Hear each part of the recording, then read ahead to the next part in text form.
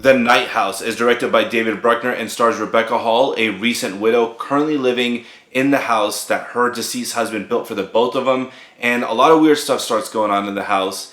And going into this movie, I thought I was going to get a straight up horror film that was supernatural. I thought I was going to see ghosts and all sorts of things.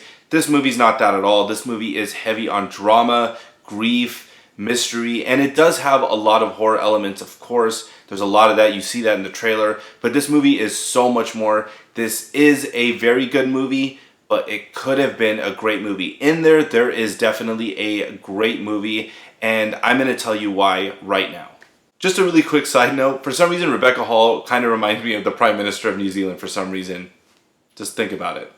Think about it. Going into the pros, this movie has moments of amazing nail-biting tension, and it's really well done. I haven't been on the edge of my seat like this in quite a while. It felt a lot like The Invisible Man, only in my opinion not as good, but it's really, really well done, and this movie looks incredible as well.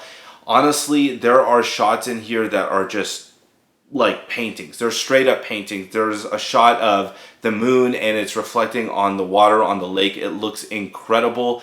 The scenery has honestly just become a character in itself in this movie. It's a beautiful movie to look at. The movie also does a fantastic job of making you, as the audience, question what you're looking at. There are a lot of camera tricks that give you some really wild illusions, and I haven't seen anything like this in quite some time. It's really cool, and Rebecca Hall totally kills it in this role.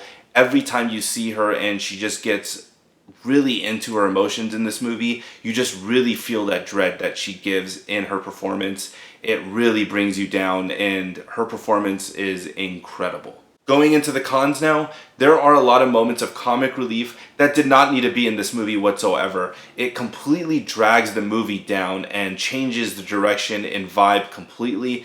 And honestly, had those scenes been treated with more seriousness, it would have completely elevated other moments in this movie and just made it so much better. It completely threw me off. There are also a lot of questions left unanswered in my opinion. And I'm into movies that are open to interpretation and things left a little open-ended, but this movie didn't really do that well. It felt like they wanted me to forget completely about certain scenes, and that just kind of made me feel like the movie was a little empty during those moments.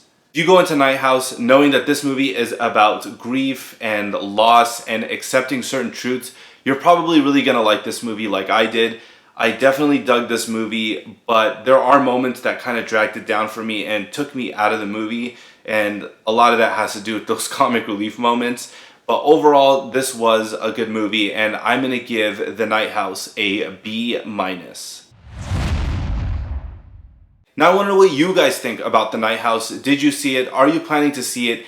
And if you are going to see it, what did you expect going into this movie? Were you expecting a straight up horror like I was? Let me know in the comment section down below.